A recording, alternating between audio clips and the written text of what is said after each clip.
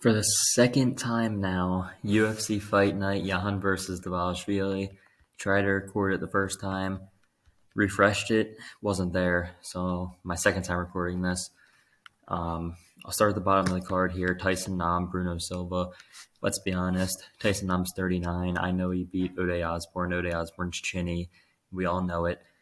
Bruno Silva should win this fight, even though he's taken a long time off, and he has. He's taken a year and 8 months off. You don't like to see that. I mean, he's been plagued a little bit with injuries, but ultimately, Nam, he's a power guy. But I think Silva's will be able to put the punches better. Put combinations together better, and definitely win this fight over Tyson Nam. Like I said, I'm not. Tyson Nam, you have to worry about his power, but I just see Bruno Silva being too much for him. And even Bruno Silva has power in his own hands, so I think he could find himself a knockout in this fight. Tony Gravely versus Victor Henry. I'm going with Victor Henry. Here's the thing with Gravely. He needs his wrestling. His wrestling is his go-to. If he doesn't get the wrestling going, he's not going to win the fight. And do I think he gets the wrestling going against a guy like Victor Henry? Maybe he does a little bit, but I think Victor Henry gets back up. And Victor Henry, he has a good chin, and he's a guy that just puts another guy that just puts combinations together. Has a lot of throws volume out there. Lost his last fight to a Sun Sao. I'm like, that's not the best look. Sun Sao's 40. Losing to him is that's definitely a question. But the dude beat Ione Barcelos, and Ione Barcelos is a very good fighter. So Victor Henry, good striker. And I think he'll be able to, if not defend all the takedowns, at least be able to get back up and win in the striking exchanges. Tony Gravely has power, but I don't think he's the best striker. I think he's a pretty good wrestler, though. So Victor Henry, I'm taking him to win, probably by decision.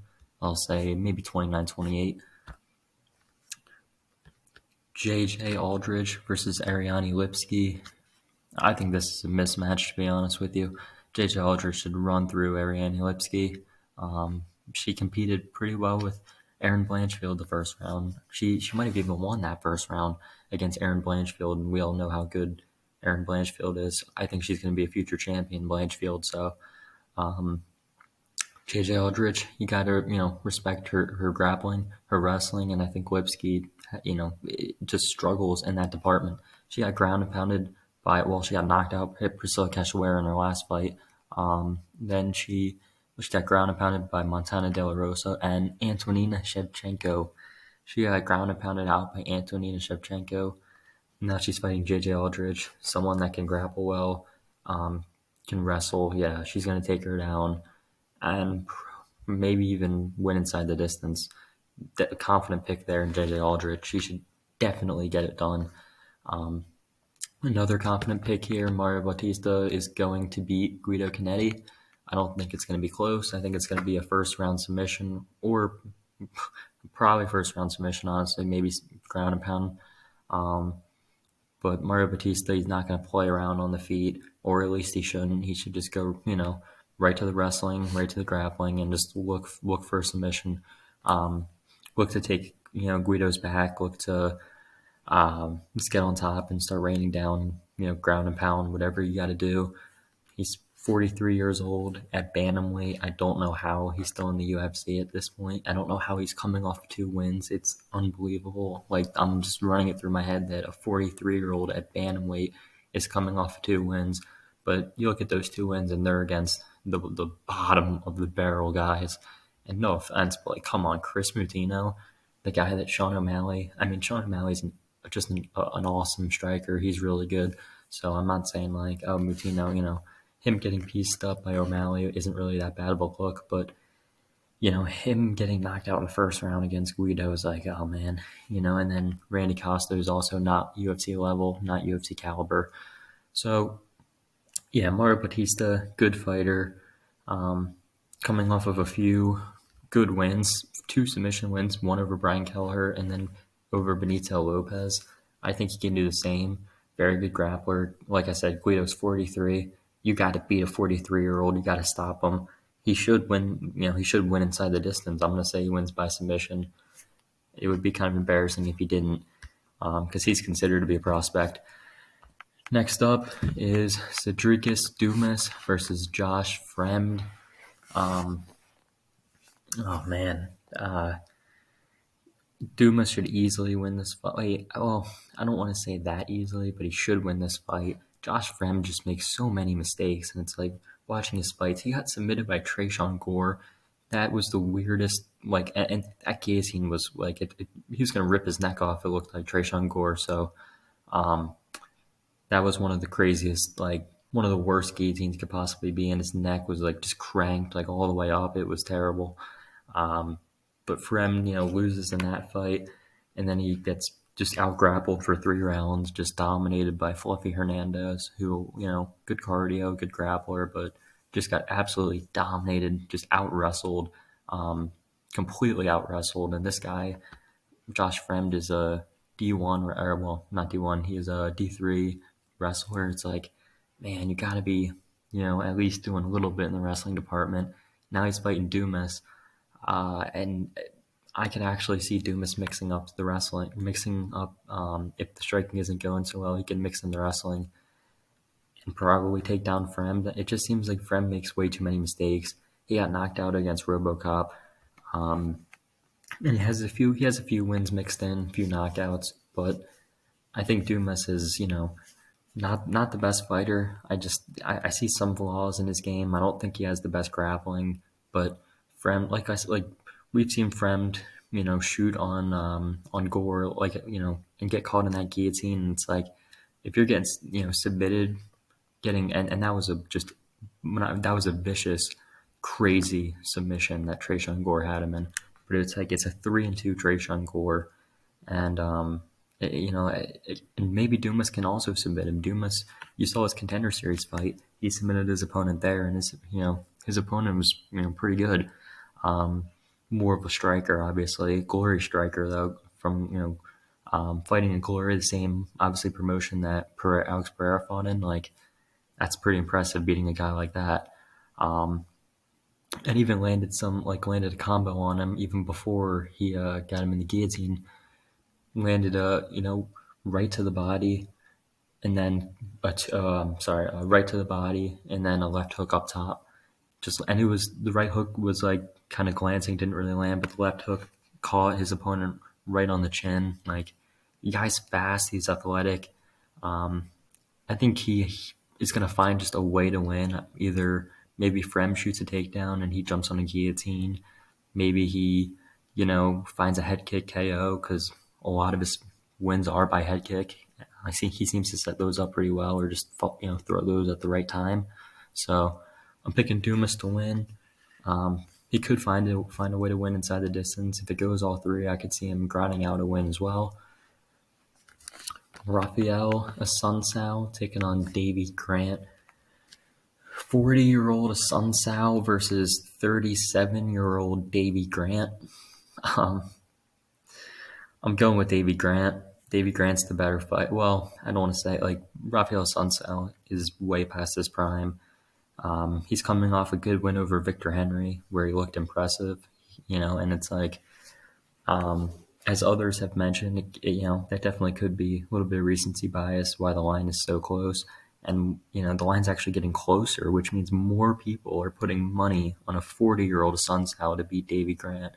And I feel like Davy Grant can crack, man. He can really, if he touches your chin, you're in big trouble.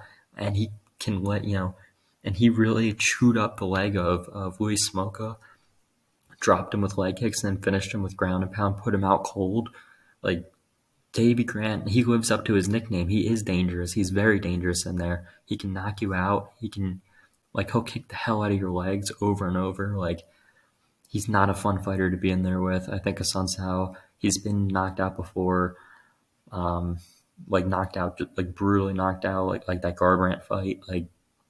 And Davy Grant, he's had his last fight before that, a year and 3 months ago, was a very competitive split decision against Adrian Yanez, who's an excellent prospect, one of the best prospects in the division, who's known to be an amazing boxer. I just think Davy Grant's going to be a step ahead on the feet and possibly find a knockout over Asuncao.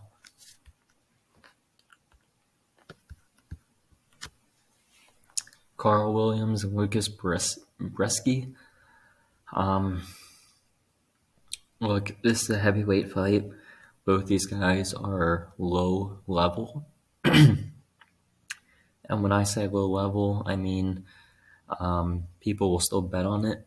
And I don't know why you would ever bet on a fight like this. Lucas Brzeski versus Carl Williams. Um, for Lucas, his last fight against Martin Buday lost a split decision. That was a terrible robbery. One of the worst. Like I watched that fight. It was one of the worst things one of the worst robberies of all time. He landed over the course of the fight. He landed over, I think, double the significant strikes of Buday, and the judges still gave it to Buday. That just goes to show how incompetent they are. You can get pretty much anyone else to judge a fight better than them, but for some reason they have the license. But he won that fight.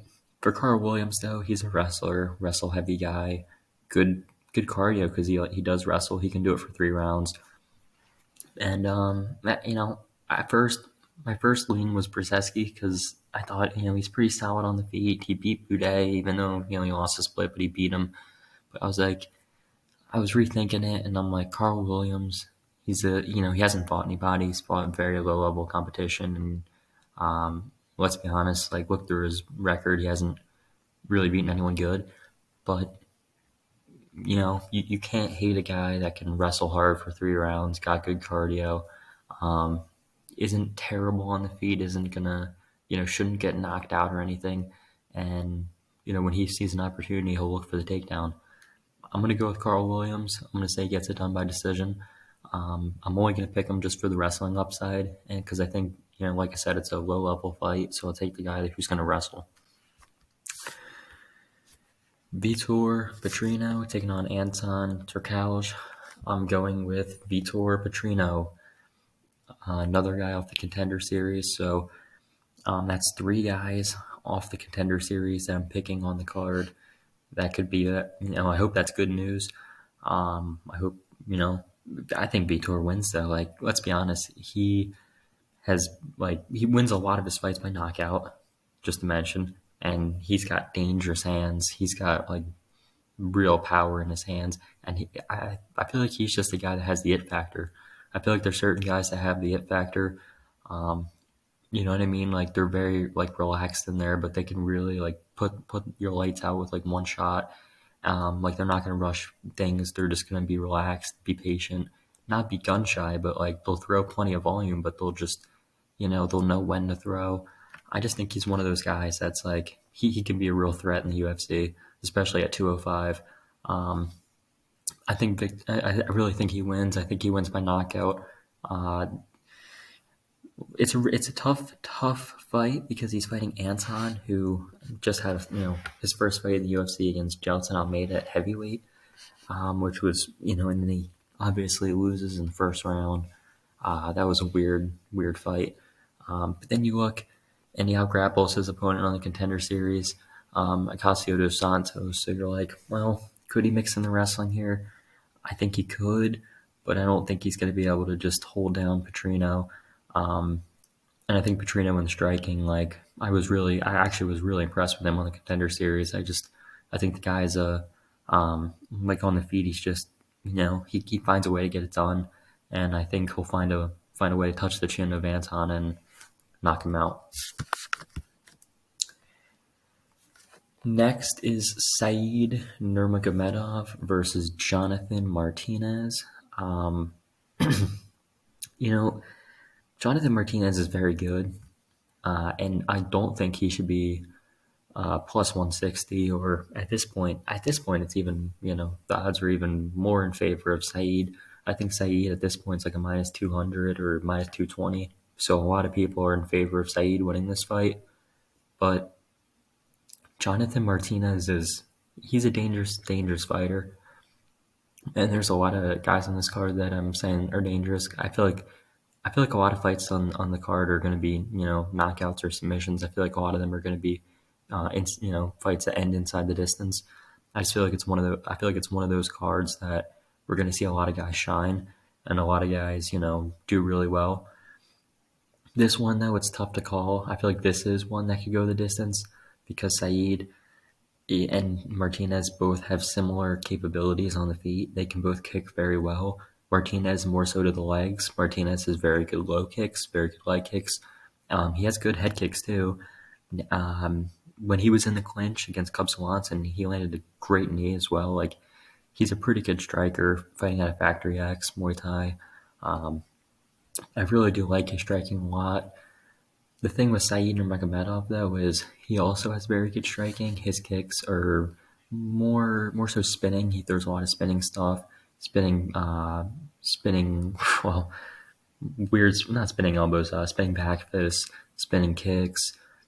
He's very unorthodox. You never know what you're going to get from him, but he does spin a lot.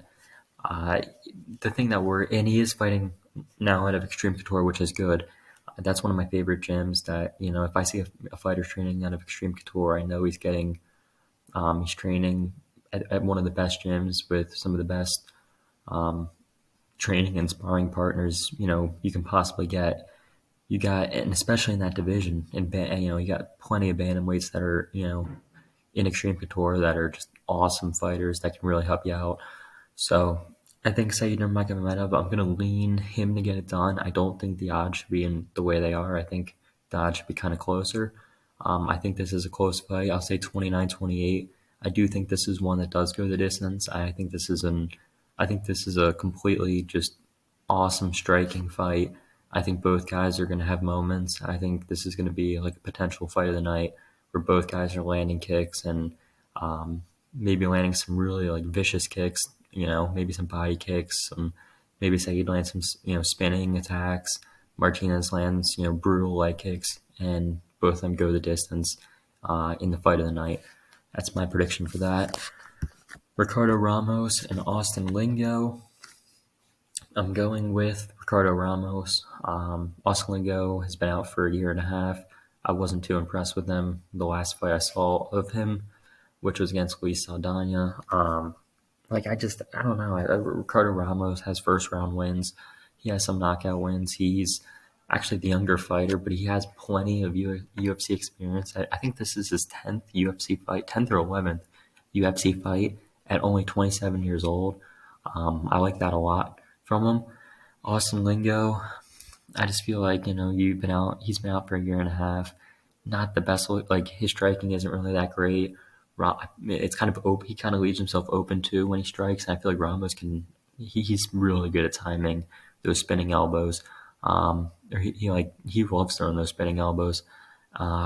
His last fight was actually knockout by spinning against Danny Chavez, but I think he can find a finish as well. Like I said, I think a lot of the fights on the card can finish inside the distance, and this is one. Ricardo Ramos can really shine in this spot over Lingo. Another one here, well, this one is more so either first round for Span. This is rebooked. I'm not going to change my pick. It's still going to be Krylov. Ryan Span has a first round opportunity to win, but Krylov is he's not chinny. He's known to be pretty durable. And I think even if Span does get a little crazy and does get wild on the feet and looks for the knockout, even at a catch weight, I think Krylov will still be able to grapple if he has to and slow Span down, wear him out. And I think Krylov will eventually either finish him, I think he probably could find the finish, maybe second round for Krylov. I really think he wins this fight. I think Span, like I said, if you think Span wins, it's probably in the first round, probably lands, something big, like a big right hand or something, but I just don't see him beating Krylov in this one. I will say, though, Krylov's fight IQ, that fight against Paul Craig, man, where was it? 11 months ago, Paul Craig submitted him. Why do you play Paul Craig's game? Why do fighters ever play into Paul Craig's game? Paul Craig has one way of winning. He fights off his back. He's going to throw up triangles and arm bars. And what do you guys do? You sit in his guard and you wait for it to happen.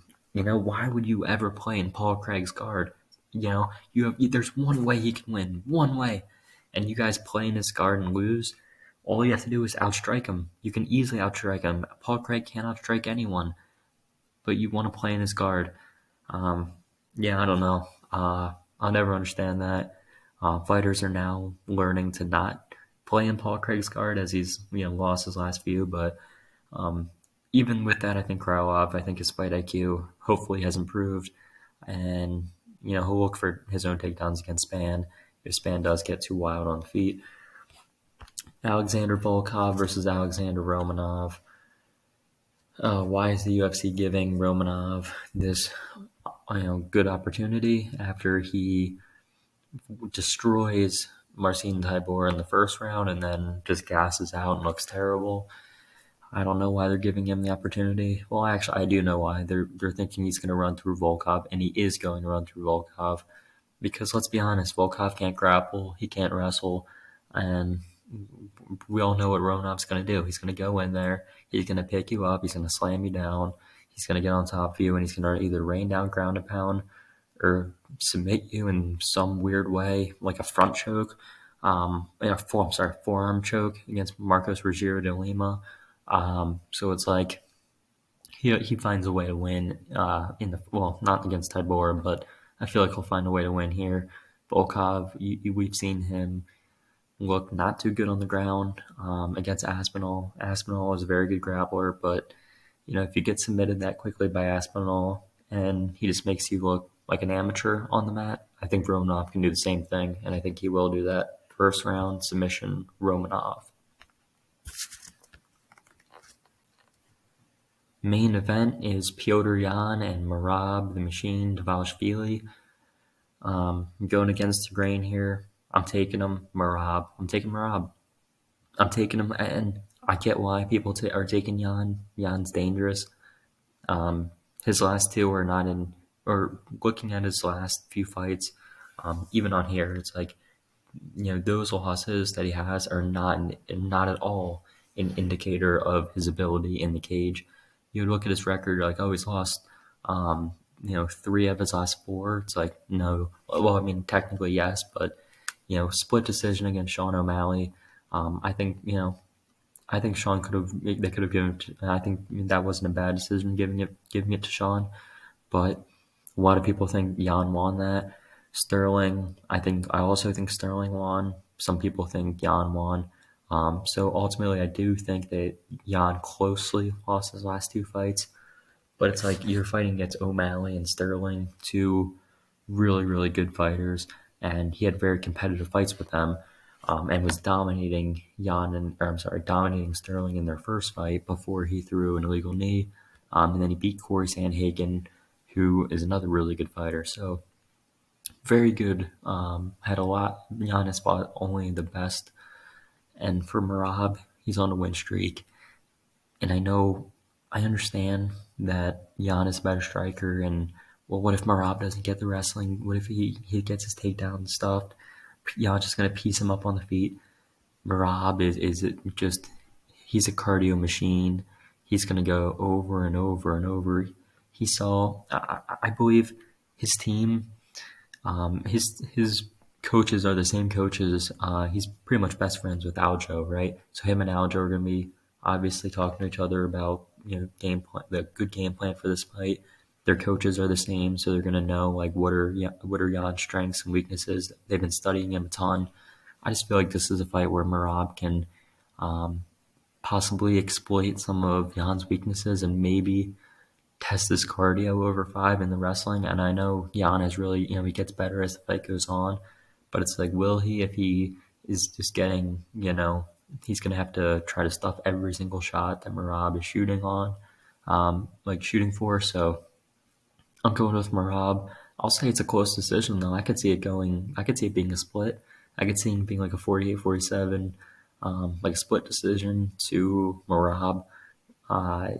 But I just feel like he's, and that would be 3 in a row, by the way. That would be 3 split decisions in a row that go the opposite way for Jan. But I just feel like Merab I feel like he's going to get it done, and I feel like everyone's going to hate it. I feel like he's going to be like a grapple-heavy, wrestle-heavy game plan. And I just feel like it's going to be one of those fights where if Merab gets his hand raised, people are going to really hate the decision. That's just my prediction for it. I think it could be. I think there could be a few controversial split decisions or close fights on this card. That could go either way, but pretty good card overall. Jan, Dvalishvili, UFC Fight Night. Thank you guys for tuning into this one, and I'll see you in the next one.